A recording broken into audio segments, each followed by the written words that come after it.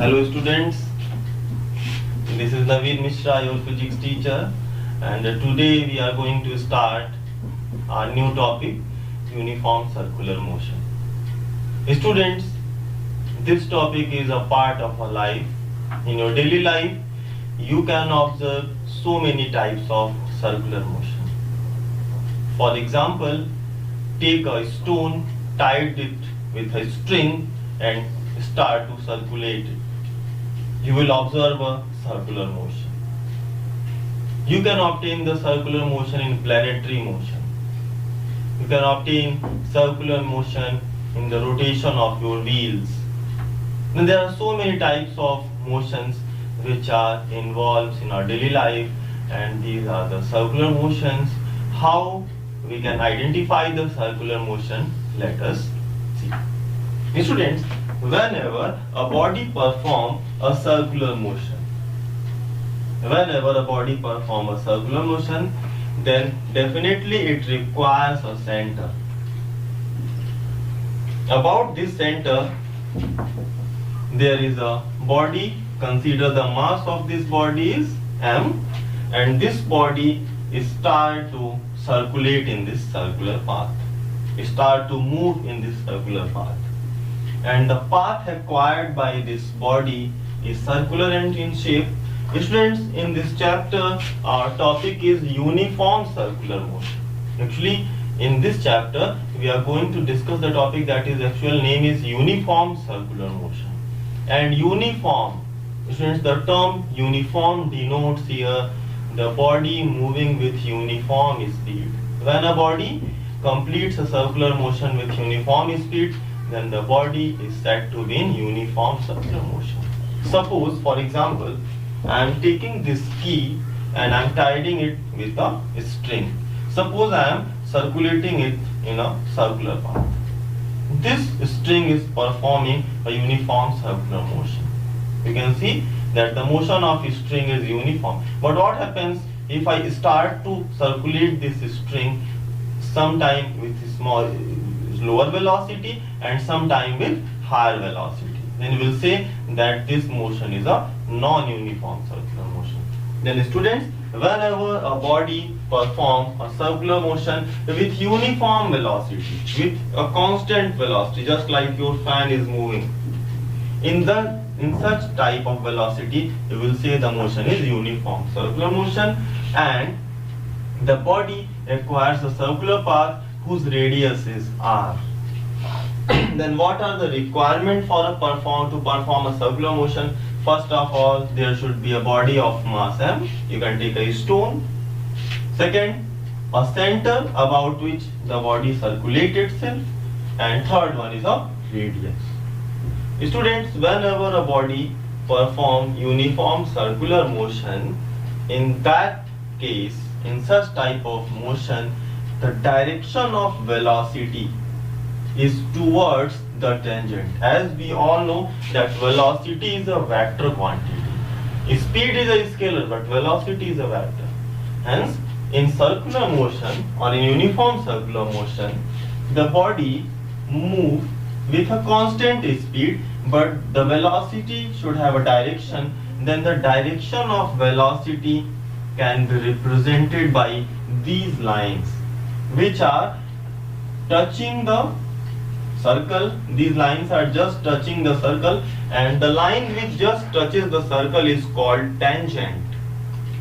And the main characteristic of this line is that it is perpendicular with the radius. It is perpendicular with the radius. Then, students, whenever a body performs a uniform circular motion, then it moves with a constant speed, and the direction of velocity can be given by these arrows. These arrows are called vectors, or you can say these arrows are called velocity vectors, and they give the direction of velocity. Students, suppose what happens if I am circulating this key in a circular path and suddenly I release this thread. What happens? That this key will leave the circular path. Means this string is required to hold this key in the circular path. If you cut down this key, if you cut down this string, then this key will leave the circular path. This will throw itself away from the circular path. Hence, in uniform circular motion or in any type of circular motion, there need a thing which holds that body in a circular path. And in this case, in this example, this string is holding this key in a circular path. And you can see this string is making an radius. This string is making an radius. This string is making an radius.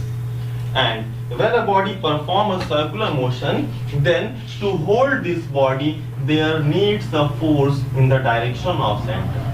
There needs a force in direction of center. This force is called centripetal force. On every body which perform a uniform circular motion, then there needs a force which hold this body towards the center, and this force is called centripetal force. This force is called centripetal force.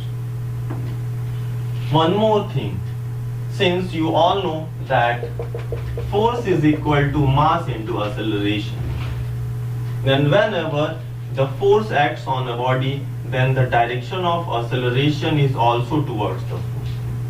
Then there a new word comes, centripetal acceleration. When a body performs a circular motion, then a force acts on the body towards its center. That force is called centripetal force, and the acceleration is also towards this force, and this acceleration is called centripetal acceleration. And the formula for this centripetal acceleration is v square by r, where v is the value of velocity and r is the radius. And if you want to calculate this centripetal force, then the formula will be ma, and substitute this value of a at the place of a, you will get mv square by r. Students, imagine what happens. Suppose whenever you are circulating a body in a circular path and suddenly you leaves the string. What happens?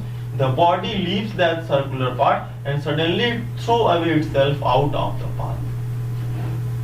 Then at any time, at any position, at any condition of the circular motion, there always acts a force, and that force try to pull away the body away from the center, away from the circular path. And I am taking the example of this string. If you are circulating this string and suddenly if you release this string, what happens? This key throw away from this path. Then whenever a body performs a circular motion, then one more force acts on the body which try to pull away the body from the circular path, and this force is called centrifugal force. This force is called centrifugal force, which is just opposite to the centripetal force. This force is called centrifugal force, and this is just opposite to the centripetal force, and this force is a pseudo force. Pseudo means this force is just like a magical force. You cannot experience this force, but whenever a body go out of the circular path, then suddenly this force comes. This force is called centrifugal force. Then students, this is a topic of our chapter motion, and this uniform circular motion. This is the introductory part of this motion, and you all should know about it. The main key points are, whenever a body performs a uniform circular motion, then the direction of velocity is towards the tangent. Direction of force is towards the center. This force is called centripetal force. And another force which try to pull away the body out of the circle, and that force is called centrifugal force.